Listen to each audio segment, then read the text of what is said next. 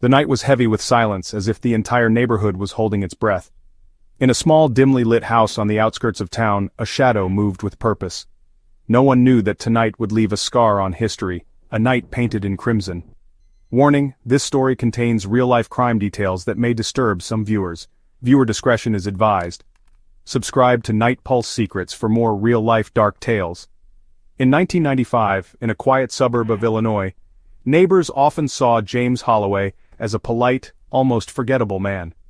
But behind closed doors, his mind was a labyrinth of violence. That night, he lured a coworker into his home under the pretense of fixing her car. As she stepped inside, the metallic click of the door lock was the last normal sound she would hear. With a calculated cruelty, James used a wrench to knock her unconscious, then dragged her into the kitchen where a large butcher's knife awaited. What followed was not rage, it was method.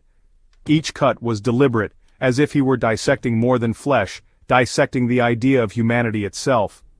By the time the police arrived, tipped off by a terrified neighbor who heard muffled screams, the walls, the floor, and even James himself were soaked in blood. The officer's report described the scene as something straight out of a nightmare. James was arrested on the spot, his face calm, almost serene, as if he had just finished a task he had been preparing for all his life. If you think this story is the darkest we've told, trust me, the night still hides worse secrets. Subscribe to Night Pulse Secrets so you never miss the real horrors lurking in our world.